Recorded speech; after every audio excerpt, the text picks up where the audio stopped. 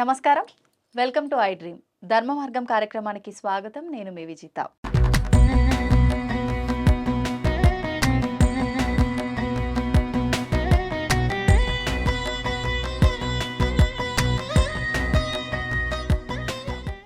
వరలక్ష్మి వ్రతం అనగానే ప్రతి ఒక్కరిలో కూడా చాలా రకాల సందేహాలైతే తలెత్తుతూ ఉంటాయి.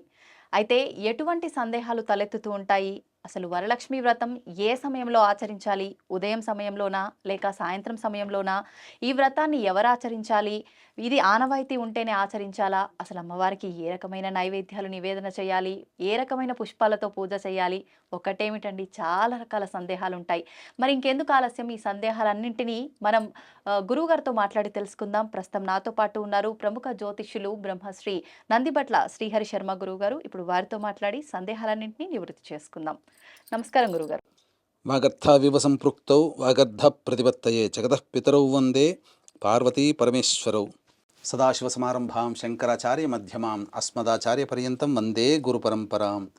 ఆదిత్యాయ చ సోమాయ మంగళాయ బుధాయ చ గురుశుక్ర శనిభ్యశ్చ రాహవే కేతవే నమః.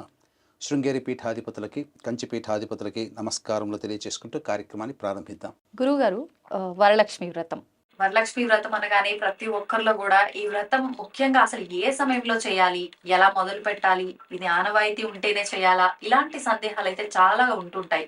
నిజంగా అసలు సమయం చూసుకోవాలంటారా? ఏ సమయంలో ఆచరిస్తే బాగుంటుందంటారు? సాధారణంగా మనం ఏ పూజనైనా బ్రహ్మ ముహూర్తంలో చేస్తాము, అలాగే సూర్యోదయ తదనంతరం చేస్తాము. సాధారణంగా మధ్యాహ్నం లోపల ఈ యొక్క వ్రతాన్ని చేసుకోవచ్చు, లేదా సాయం సమయంలో కూడా చేసుకోవచ్చు. అయితే వీక్షించే ప్రేక్షకుల్లో ఈసారి వరలక్ష్మి వ్రతం ఏకాదశి మరియు ద్వాదశితో కూడుకున్నట్లుగా వచ్చింది. కాకపోతే భద్రాకరణం ఉందమ్మా. ఈ భద్రాకరణం ఉన్నటువంటి సందర్భంలో మనం శుభాన్ని కోరి చేసుకునేటువంటి ఏ పనైనా కానీ అది అశుభ ఫలితాన్ని ఇస్తుంది. ఎప్పటి వరకు ఉంది? ఉదయం 9:15 వరకు భద్రాకరణం ఉంది. కాబట్టి సూర్యోదయ పూర్వమే లేచి కాలకృత్యాదులు తీర్చుకొని మీ యొక్క వంట కార్యక్రమాలు అమ్మవారికి చేపట్టవలసినటువంటి నైవేద్యాలన్నీ కూడా మీరు సొంతంగా తయారు చేసుకొని 10-10:15 కల్లా ఈ యొక్క వ్రతాన్ని మీరు ఆచరించి తదనంతరం చక్కగా వ్రత కథ సమాప్తం చేసుకొని చక్కగా వచ్చినటువంటి ముత్తైదులకి వాయనం ఇచ్చి చేసుకోవచ్చు. లేదా సంధ్యా సమయంలో చేసుకోదలిసే ఆచారం ఉన్నట్లయితే 5:30 నుంచి మొదలు పెట్టుకుని ఈ యొక్క వ్రతాన్ని చేసుకోవచ్చు. ఆచారం అంటే ప్రతి ఏటా ఏ సమయంలో చేస్తున్నారో ఆ సమయాన్ని బట్టే చేసుకోవాలంటారా గురువు? అది శక్తిని అనుసరించి ఏ సమయంలోనైనా చేసుకోవచ్చు. కాకపోతే ఈసారి భద్రాకరణం అనేటువంటిది 9:15 వరకు ఉదయం ఉన్నది కాబట్టి ఆ తదనంతరం చేసుకుంటే మంచి ఫలితం ఉంటుందమ్మా. అయితే గురుగారు, చాలా మంది ఇలాంటి వ్రతాలు, వినాయక చవితి, వరలక్ష్మి వ్రతం, ఇలాంటి పూజల విషయానికి వస్తే ఆనవాయితీ ఉంటేనే చేసుకోవాలి, మేము మా తరం నుంచి మేము ఎవరము చేయలేదు, ఇప్పుడు కొత్తగా మీరు చేస్తా అంటున్నారని చెప్పి చాలా మంది ఇంట్లో చేసుకుందామంటే పెద్దవాళ్ళు అంటూ ఉంటారు. ఇలా ఆనవాయితీ ఉంటేనే చేసుకోవాలంటారా? మనకు చారుమతి కథలోనే ఉంది కదమ్మా. అమ్మ చారుమతి ఏ ఆనవాయితీగా చేసుకోలేదు. అలాగే ఆ యొక్క విశ్వేశ్వరుడు కూడా, అనగా ఈశ్వరుడు కూడా అమ్మవారికి కథ వృత్తాంతాన్ని చెప్పాడు. కాబట్టి ఆ కథ వృత్తాంతంలో ఎక్కడ ఆనవాయితీగా చేసుకోవడానికి ఎక్కడ చెప్పబడలేదు. కాకపోతే అందరికీ కూడా వరలక్ష్మి అంటే చాలా ప్రీతికరం. అక్కడ మనకి ఏంటంటే ఏ వ్రతమైనా నోమైనా కానీ మనస్సులో సంకల్పం కలిగినప్పుడు చేసుకోవాలి. నోములు కొన్ని ఉన్నాయి, అవి ఆనవాయితీగా చేసుకునేటువంటి కేదారేశ్వర నోము కానీ, ఇలా మంగళగౌరి అని ఆనవాయితీగా ఉంటే చేసుకోవాలి. ఇక మనకు వ్రత కథలో చూసుకున్నట్లయితే సత్యనారాయణ స్వామి వ్రత కథల్లో బ్రాహ్మణుడు ఈ యొక్క వ్రతం చేసుకుంటే కట్టెలు కొట్టుకునేవాడు వచ్చి చూశాడని చెప్పి కట్టెలు కొట్టుకునేవాడు చేసుకున్నాడు. అలాగే సాధువు ఎక్కడో రాజు వ్రతం చేస్తుంటే సాధువు అనేటువంటి వైశ్యుడు కూడా చేసుకున్నాడు. అలాగే తుంగధ్వజుడైనటువంటి రాజు అడవికి వేటకెళ్ళినప్పుడు బోయవాళ్ళు చేసుకుంటున్నారనంటే అతను వచ్చి ఇంటికి చేసుకున్నాడు. అంటే ఇక్కడ కోరిక ఎప్పుడు కలుగుతుందో ఎవరు చేసుకున్నా అది ఆనవాయితీగా లేకుండా ఎవరైనా చేసుకోవచ్చమ్మా. ఈ వరలక్ష్మి వ్రతాన్ని ఆనవాయితీతో సంబంధం లేదు. ఇంట్లో వీక్షించేటువంటి అత్తమామలు కానీ, భర్త కానీ, అమ్మాయి మీ కోడలే, మీ భార్యే చేసుకుంటానంటే ఆనందంగా సంతోషంగా ఆ చారుమతి అత్తమామలు ఏ విధంగానైతే ప్రోత్సహించారో, భర్త ఏ విధంగా ప్రోత్సహించాడో వీక్షించేటువంటి ప్రేక్షకుల్లో మీరు కూడా మీ భార్యని, మీ కోడల్ని అంతేగా మీరు చక్కగా సాదరముగా ఆమె కోరికను విన్నవించి ఆమెని ప్రోత్సహించండి.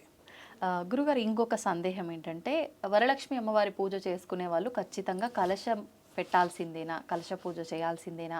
ఒకవేళ కలశ స్థాపన చేసి పూజ అయిపోయిన తర్వాత ఆ పైన ఉన్న కొబ్బరికాయని, ఆ బ్లౌజ్ పీస్ని ఏం చెయ్యాలి అనే ఒక సందేహం. ఇక్కడ చాలామందికి వచ్చేటువంటి ఇదే సందర్భం అమ్మా. అయితే కలశము పెట్టుకునే శక్తి స్థోమత ఉంటే చేసుకోవచ్చు. ఒకవేళ కలశం పెట్టుకోలేకపోయినా ఇప్పుడు చిత్రపటం దొరుకుతుంది కాబట్టి చిత్రపటం ద్వారానైనా కానీ పెట్టి చేసుకోవచ్చు.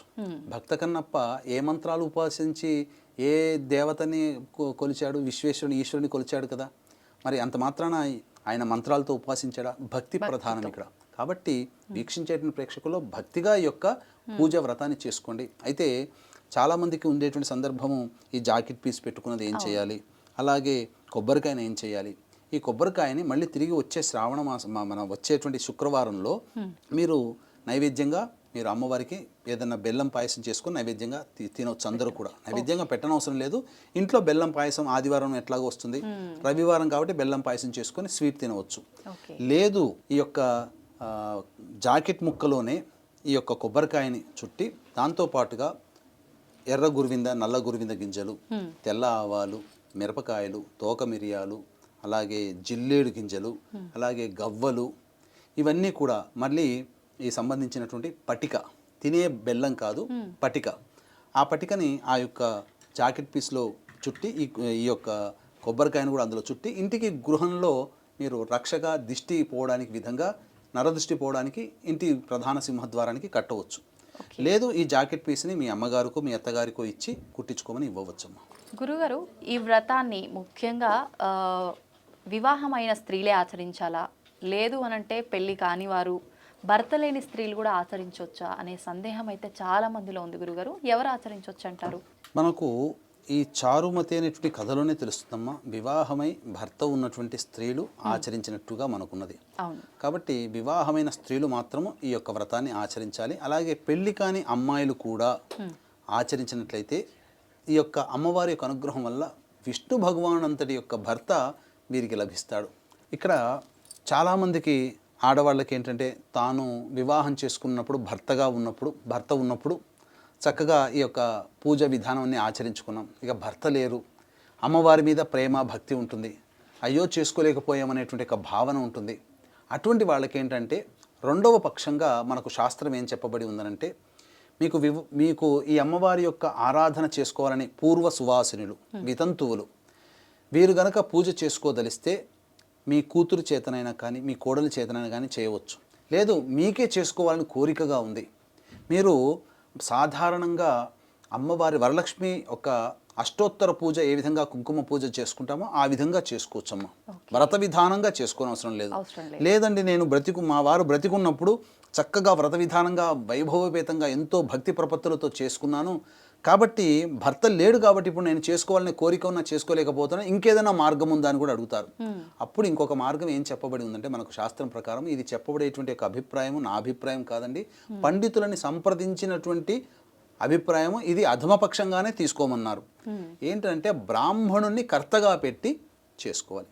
బ్రాహ్మణుడు కూర్చుంటాడు, మీరు అక్కడ ఒక పక్కన కూర్చొని ఉండడం, బ్రాహ్మడే మీ గోతనామాదులతో మీరు వ్రతం చేస్తున్నట్టుగానే ఆ బ్రాహ్మడు వ్రతం చేస్తాడు. ఆ వ్రతం చేసిన ఆ ఫలితం కూడా మీ గోతనామాలతోనే దగ్గరుండి బ్రాహ్మడు చేస్తాడు. కాబట్టి ఆ ఫలితం అంతా కూడా మీరు చేసినటువంటి విధంగానే ఉంటుంది. వీక్షించేటువంటి ప్రేక్షకుల్లో కూడా చాలామంది ఎన్ని పూజలు చేసినా ఫలించట్లేవు, పిల్లల వివాహాలు కావట్లేవు, ఎన్ని సంవత్సరాలైనా సంతానం కలగట్లేదు. మాతో పాటు వివాహమైన కుటుంబాల్లో అన్ని కుటుంబాలు బాగా ఉన్నతమైన స్థానంకి వెళ్ళాయి, మా కుటుంబం మాత్రం ఎక్కడ పడితే వేసిన గొంగడు అక్కడే ఉంది. అలాగే వ్యాపారంలో చేసిన, ఉద్యోగంలో చేసిన అన్ని రకాలుగా నష్టాలు ఎదుర్కొన్నాం తప్ప ఏనాడు సంతోషంగా లేము, ఏనాడు కూడా కుటుంబ సభ్యులు ఆనందంగా గడిపినది లేదు. ఒకళ్ళకొకళ్ళం ఎప్పుడు కూడాను వాగ్వివాదాలు చేసుకుంటూ గడిచిపోయాం, ఎవరి మధ్య ఏకాభిప్రాయం లేదు. అలాగే కులాంతర మతాంతర వివాహాలు కుటుంబంలో జరిగిన, తండ్రి వైపు 6 తరాలు తల్లి వైపు 3 తరాల్లో ఏవైనా అనుకోని దుర్మరణాలు జరిగిన, అలాగే ఇవన్నీ కూడా అల్పాయుష్యంతో మరణించిన, ఇవన్నీ పితృదోషానికి సంబంధించిన లక్షణాలు. కాబట్టి ఈ పితృదోషానికి పితృపక్షాలైనటువంటి భాద్రపద మాసం 15 రోజుల్లో సెప్టెంబర్ 25వ తారీఖు రోజున 30వ తారీఖు రోజున ఈ పితృదోష నివారణ పూజలు అనేటువంటివి మా ఆధ్వర్యంలో జరపబడుతున్నాయి. అవకాశం ఉన్న వాళ్ళు కార్యక్రమ తదనంతరం కాంటాక్ట్ చేయండి. ఎవరిని పడితే వాళ్ళని నమ్మి ఈ పితృదోష పూజలు అనేటువంటివి చేయించుకోకండి.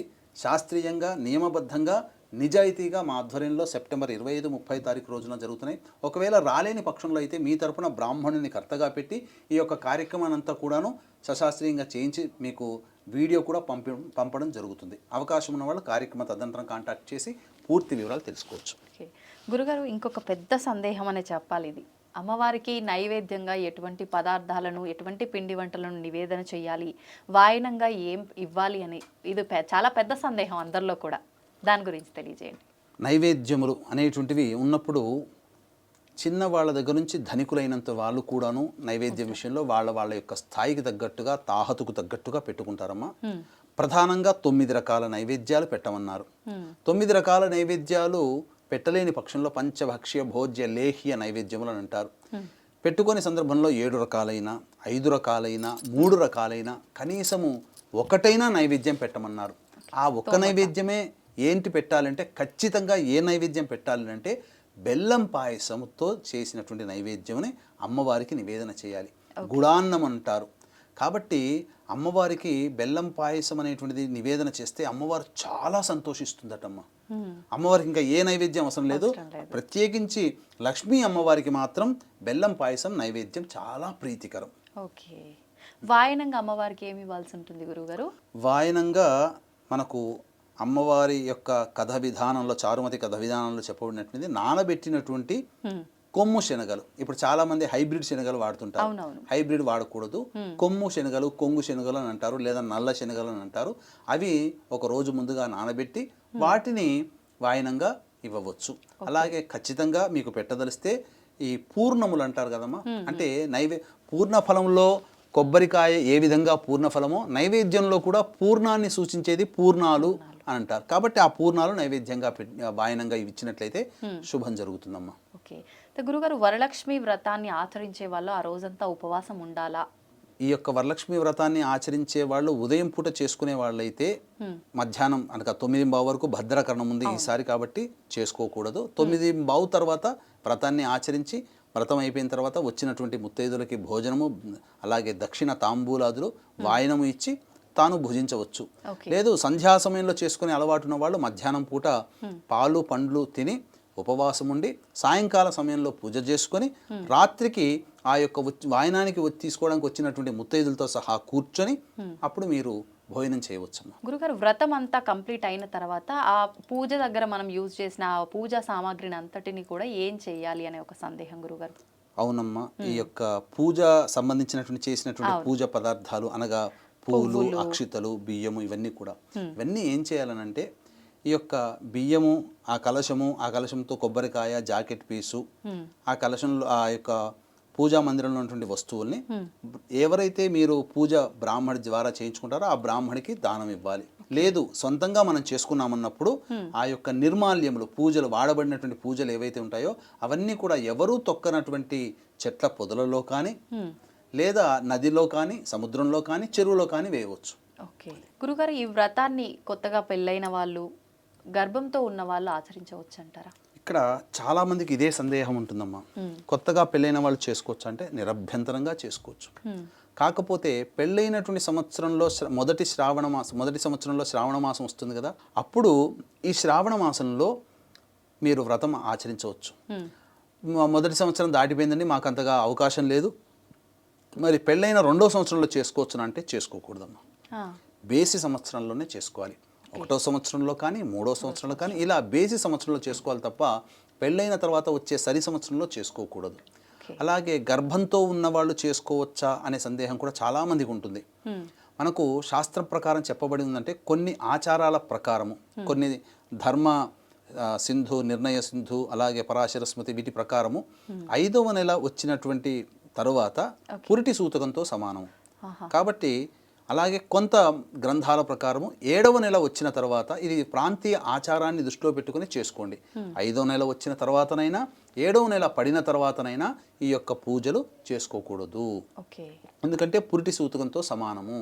కాబట్టి చక్కటి సంతానము కలగాలి అని అంటే ఆ యొక్క స్త్రీమూర్తి, గర్భవతి అయినటువంటి స్త్రీమూర్తి మరియు ఆమె భర్త చక్కగా బ్రహ్మచర్య వ్రతనిష్ఠులై నియమనిష్టలు కలిగి దానములు చేసుకుంటూ దేవతా పూజలు చేసుకుంటూ ఉన్నట్లయితే ఖచ్చితంగా దేవతానుగ్రహం వలన అదృష్టవంతులైనటువంటి సంతానం కలుగుతుందమ్మా.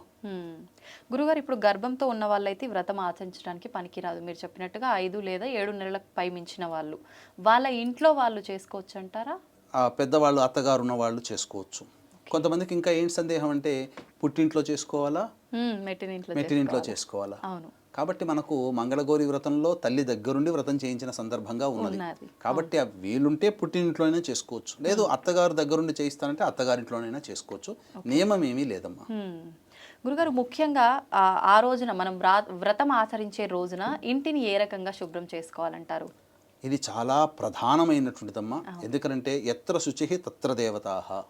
కాబట్టి ఎక్కడ శుచి శుభ్రత ఉంటుందో అక్కడ దేవతలు కొలువై ఉంటారు. ఇక్కడ గమనించాల్సిన అంశం ఏంటంటే మనకు సరస్వతీ నది ఉంది, అలాగే క్షిప్రా నది ఉంది, అలా అనేక నదులు ఉన్నాయి.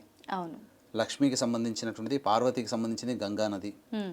లక్ష్మికి సంబంధించింది కూడా ఒక నది ఉందమ్మా, అదే పద్మాక్షి నది. అది కృతయుగం వరకు మాత్రమే ఉంది, త్రేతాయుగంలోనే అది అంతమైపోయింది. అంటే లక్ష్మీ అమ్మవారు చాలా సున్నితమైనటువంటి మనస్సు కలిగిన వారట. తనకి ఏమాత్రం ఇబ్బంది కలిగిందంటే అక్కడి నుంచి వెళ్ళిపోతుంది. కాబట్టి పద్మాక్షి నది ఏంటంటే పుణ్యాలు పాపాత్ములు తన దగ్గరికి ఏమన్నా వచ్చి పాపముని పొడగొట్టుకుంటారనే భయముతో, అంటే భయమని కాదు అక్కడ, ఆ పాపాత్ములని దగ్గరికి రానియదు. లక్ష్మీది పద్మాక్షి అమ్మవారు నది. కాబట్టి కృతయుగంలో 4 పాదాల మీద ధర్మం నడిచింది కాబట్టి కృతయుగంలో పద్మాక్షి నది విస్తరించింది. తర్వాత ఈ పాపాత్మలు వచ్చి నేను చూడలేను అని చెప్పి, పాపాత్మలను నేను చూడలేనని చెప్పి పద్మాక్షి నది అంతమైపోయింది. చరిత్రలో ఉంది ఇది. కాబట్టి అంటే దీని అర్థం ఏంటంటే లక్ష్మీ అమ్మవారు కదమ్మా, ఈ లక్ష్మీ అమ్మవారికి చాలా సున్నితం కాబట్టి చాలా శుభ్రత, అతి శుభ్రతగా ఉండాలి. అందుకని ముందు రోజు ఏం చేయాలనంటే ఇక్కడ ప్రధానంగా చక్కగా ఇల్లంతా కూడాను చక్కగా శుభ్రపరచుకోవాలమ్మా. పరుచుకున్న తర్వాత వరలక్ష్మి వ్రతం చేసుకునే రోజు వస్తుంది కదా, శుక్రవారం రోజున సూర్యోదయ పూర్వమే లేచి గళ్ళ ఉప్పు మరియు పసుపు మంచినీటిలో కలిపి మళ్ళీ ఒక బట్టతో, తెల్లటి మంచి శుభ్రమైన బట్టతో మళ్ళీ ఆ పూజా మందిరం ఇల్లంతా కూడా తుడుచుకోవాలి. అప్పుడు ఏంటంటే ఈ యొక్క సముద్ర వసనే లక్ష్మి కదా, లక్ష్మీ అమ్మవారు సముద్రం నుంచే కదా ఉద్భవించింది. కాబట్టి సముద్రంలో ఉద్భవించిన వస్తువులన్నీ లక్ష్మీప్రదములు. గవ్వలైన తీసుకోవచ్చు, అలాగే ఈ సంబంధించినటువంటి ఈ ఉప్పు కూడా అక్కడే ఉద్భవించింది. కాబట్టి ఉప్పుతో గనక చేస్తే ఆ యొక్క లక్ష్మి యొక్క ఆకర్షణ, సంపద అవన్నీ కూడాను గృహంలో స్థిరంగా ఉంటాయమ్మా. గురుగారు, ముఖ్యంగా ఉద్వాసన ఏ రకంగా చేయాలి, జాకెట్ పీస్ని ఏం చేయాలి, ఇలాంటి సందేహాలు కూడా చాలా ఉంటాయి గురుగారు. ఉద్వాసన విషయంలో మనకు చెప్పబడి ఉందనంటే శుక్రవారం నాడు పూజ చేసుకుంటాం కదమ్మా, పూజ అయిపోగానే అమ్మవారిని ఉద్వాసన చెప్పకూడదు. ఆ రోజు మన ఇంట్లో స్థిర నివాసంగా ఉంచాలి. తెల్లవారి ఉద్వాసన చెప్పాలి. అయితే శనివారం రోజు అయింది కదా, శనివారం రోజున సూర్యోదయం నుంచి 7:52 వరకు దుర్ముహూర్తం ఉంటుంది. కాబట్టి 8-8:30 కల్లా కాలకృత్యాదులు తీర్చుకొని మళ్ళీ అమ్మవారి పూజా మందిరానికి వచ్చి అక్కడ మళ్ళీ దీపారాధన చేసి అమ్మవారికి పంచోపచార పూజలు చేసి నైవేద్యముగా ఏదైనా పండు పెట్టి అప్పుడు అమ్మవారికి ఉద్వాసన చెప్పాలి. ఆ జాకెట్ పీస్ని మీరు ఇంట్లో పెద్ద ముత్తైదు అయినటువంటి వారికైనా, అంటే అమ్మగారికి కానీ, అత్తగారికి కానీ, అక్కయ్యకైనా, తోటి కోడలికైనా, లేదా ఆడపడుచుకైనా ఇది జాకెట్ కుట్టించుకోమని ఇవ్వవచ్చు. లేదా ఇంటికి ఎవరు పెద్ద ముత్తైదు వస్తే వారికి ఇవ్వవచ్చు. గురుగారు, చేతికి తోరం కట్టుకుంటాం కదా వ్రతం జరిగేటప్పుడు, ఆ తోరాన్ని ఏం చేయాలి, ఎప్పుడు తీయాలి? అమ్మవారు మన ఇంట్లో ఏ విధంగానైతే స్థిరం ఉండాలో ఆ తోర గ్రంథి అమ్మవారి యొక్క అనుగ్రహం కలగడం కోసం తోరం తయారు చేసుకున్నాం. తోర గ్రంథి పూజ చేస్తాం. కట్టుకునే ఆ తోర గ్రంథిని కట్టుకునే పూర్తి కథంతా వింటాము, పూజ చేసుకుంటాము, అమ్మవారికి వాయనం ఇస్తాము, ముత్తైదులకు వాయనం ఇస్తాము. కాబట్టి ఆ తోర గ్రంథి యొక్క ప్రభావం ఎంతటి గొప్పదనంటే ఆ అమ్మవారి శక్తి అంతా ఆ తోరములో ఉంటుంది. కాబట్టి ఆ శక్తి అంతా ఒకరోజు మనతోనే ఉండాలమ్మా. తెల్లవారి స్నానం చేసేటప్పుడు దాన్ని తీసి ఎవరు తొక్కని ప్రదేశంలో వాటిని ఈ నిర్మాల్యాలతో సహా మీరు ఆ తోర పూజ దగ్గర వాడబడినటువంటి పూలు నిర్మాల్యాలు ఉంటాయి కదా, ఆ తోరము కూడా దాంతోపాటు నదిలోనో, సముద్రంలోనో, చెరువులోనో, లేకపోతే ఎవరు తొక్కని చెట్ల పొదల్లోనో వేయవచ్చు. ఓకే గురుగారు, చాలామంది స్త్రీలకు ఆటంకాలు వస్తుంటాయి, వీలు పడదు. అటువంటి వారు మామూలుగా మనకు కథలో కూడా ఉంది కదా, పౌర్ణమికి ముందు వచ్చే శుక్రవారం రోజున ఈ వ్రతాన్ని ఆచరించాలి అని. మరి స్త్రీలకు ఆటంకం వస్తే ఆ రోజున ఆచరించలేరు కాబట్టి మరలా ఎప్పుడు ఆచరించవచ్చు అంటారు? ఒకవేళ ప్రకృతి ధర్మంగా స్త్రీలు రజస్వల అయిన తరువాత 4వ రోజు గనక శుక్రవారం రోజైతే 4వ రోజు కూడా పనికిరాదమ్మా. 4వ రోజు కేవలం ఇంటిని శుభ్రపరచుకోవడానికి మాత్రమే ధర్మం అంగీకరిస్తుంది. ఓకే. కాబట్టి 5వ రోజు గనక రజస్వలైనటువంటి రోజు నుంచి 5వ రోజు గనక శుక్రవారం గనక అయితే అప్పుడు చక్కగా పొద్దునే లేచి ఈ యొక్క వ్రత విధానాన్ని ఆచరించవచ్చు. అయితే చాలామందికి ఉండేటువంటి సందర్భము, ఈ యొక్క వ్రతానికి అన్నీ కూడా సామాన్లు అన్నీ తెచ్చుకున్నామే, కానీ భగవంతుడు పరీక్ష పెట్టాడు మనకు, చేసుకోలేకపోతున్నాం అన్నప్పుడు వచ్చే శుక్రవారం రోజున చేసుకోవచ్చు.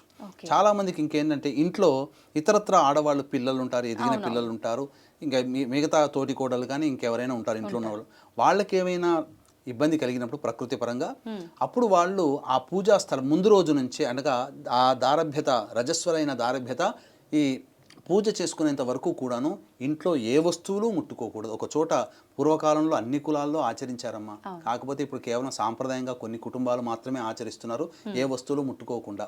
దీన్ని స్త్రీలను దూరం పెడుతున్నారని అనుకుంటారు, కానీ ఇక్కడ ఏంటంటే స్త్రీలకి ఒక వెసులుబాటు, ఏ పని చేయకుండా. ఎందుకంటే పొద్దున్న లేచిన దగ్గర నుంచి ఇంటి గురించి పట్టించుకునేది భర్త, పిల్లలు, అత్త, మామల గురించి శరీరం అంతా కష్టపడి ధారపోస్తారు. వాళ్ళకు ఉన్నటువంటి ఆ 4-5 రోజులైనా రెస్ట్ ఇవ్వాలనే ఉద్దేశంతో పెట్టిన విధానమే తప్ప అది ఏమాత్రం కూడా స్త్రీలను తక్కువ చేసినటువంటి విధానము కాదు. కాబట్టి అటువంటి వాళ్ళు ఈ యొక్క పూజ జరుగుతున్నటువంటి సందర్భంగా ముందు 2-3 ఎప్పుడైతే రజస్వలు అవుతారో ఆ అన్ని రోజులు పూజ అయ్యేటువంటి అంతవరకు కూడా ఎటువంటి వస్తువులు ఇంట్లో తాకకూడదు, వంట చేయకూడదు. ఈ విధంగా పవిత్రత గనక మీరు పాటించగలిగితే వ్రతం చేసుకోండి. ఇంట్లో అందరూ తిరుగుతున్నారు, ముందు రోజు ఒక్కరోజు ఆ పూజ ఒక్కరోజే మనం శుద్ధంగా ఉందామనంటే మాత్రం అమ్మవారి యొక్క ఆగ్రహానికి గురవుతాం. ఓకే గురువుగారు, చాలామంది ఇప్పుడు ఏటి సూతకంలో ఉంటారు కదా, ఏటి సూతకంలో ఉన్నప్పుడు దీపారాధన చెయ్యొచ్చు అని చెప్పి వింటున్నాము. పర్వాలేదు, నిత్యం దీపారాధన చేయొచ్చు, ఆ కార్యక్రమాలన్నీ అయిపోయిన మరుసటి రోజు నుంచి అంటుంటారు. మరి ఇలాంటి వ్రతాలు కూడా ఆచరించవచ్చు అంటారా వారు?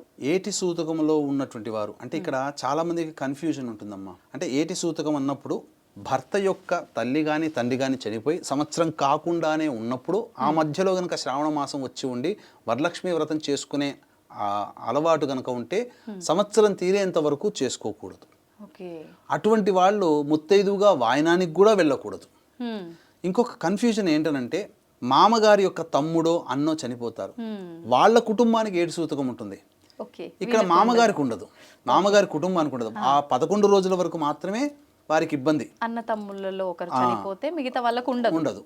ఇప్పుడు అన్న చనిపోయాడు అనుకోండి, అన్న కుటుంబానికి మాత్రమే ఉంటుంది, తమ్ముడి కుటుంబాలకి ఏమాత్రం ఉండదు. ఆ 11 రోజులు మైలో పట్టేస్తే సరిపోతుంది. సంవత్సరం మొత్తం తమ్ముళ్ళ వాళ్ళ ఫ్యామిలీలు పట్టాల్సిన అవసరమే లేదు, శాస్త్రంలో లేదు. కానీ చాలా సందర్భాలు అంటే ఒకే ఇంటి పేరు గల వాళ్ళందరూ కూడా పడుతుంటారు. ఈ సందేహం చాలా మందికి ఉంది, కన్ఫ్యూజన్. ఇది శాస్త్రంలో ఏం చెప్పబడి ఉందనంటే తన కుటుంబంలో తన సొంత వాళ్ళు అంటే మామగారు చనిపోయారు అనుకోండి, సంవత్సరం మొత్తం ఆ కుటుంబం మాత్రమే, మామగారి అన్నదమ్ములు పట్టాల్సిన అవసరం లేదు. సంతోషం గురుగారు. నిజంగా ప్రతి ఒక్కరిలో కూడా ఒకటికి చాలా సందేహాలు ఉంటాయి. పూజలు అనేసరికి ముఖ్యంగా ఏం చేస్తే తప్పు అవుతుందో, ఏం చేస్తే ఎలా అవుతుందో, ఇలాంటి దోషం వస్తుందో, మాకు ఏ రకంగా ఉంటుందో అని ఆ సందేహాలన్నింటినీ కూడా చక్కగా నివృత్తి చేశారు. ధన్యవాదాలు గురుగారు. సర్వం శ్రీ ఉమామహేశ్వర పరబ్రహ్మార్పణమస్తు. అలాగే వీక్షించేటువంటి ప్రేక్షకులు కూడా ఈ యొక్క సందేహాలన్నీ విన్నారు కదా. అమ్మవారి యొక్క వ్రత విధానం ఏ విధంగా చేసుకోవాలనేది అంతా కూడాను వీడియో చక్కగా చేశాము. ఆ వీడియోను కూడా ఈ యొక్క సందేహాలన్నీ విన్న తర్వాత వీడియోను కూడా మీరు చూసి దాని ప్రకారముగా మీరు పూజ చేసుకున్నట్లయితే అమ్మవారి యొక్క అనుగ్రహం సంపూర్ణంగా పొందిన వాళ్ళు అవుతారు. అంతేకాకుండా ఆ యొక్క అమ్మవారి పూజా విధానం సంబంధించినటువంటి వీడియోల్లో మీకు లక్ష్మీ అష్టోత్తర పూజ అమ్మవారికి చేయాలి. సాధారణంగా లక్ష్మీ అష్టోత్తరంతో పూజ చేస్తారు. మన ఐడ్రీమ్ ప్రేక్షకుల కోసం అమ్మవారికి ఎంతో ఇష్టమైనటువంటి శ్రీ సూక్తము, ఆ శ్రీ సూక్తం అంతర్గతమైనటువంటి 108 అమ్మవారి దివ్యనామాలతో అర్చన చేయడం జరిగింది. కాబట్టి ఆ వీడియోలో మీరు అమ్మవారి పూజ చేసుకునేటప్పుడు అర్చన దగ్గరికి వచ్చినప్పుడు ఆ అర్చన స్టార్ట్ అయిన దగ్గర నుంచి ఆ నామాల్ని మీరు పెట్టుకునైనా కానీ మీరు వింటూ ఆ అమ్మవారి పూజ చేసుకుంటే అమ్మవారి యొక్క అనుగ్రహానికి పాత్రులవుతారని చెప్పడంలో ఏమాత్రం సందేహం లేదు.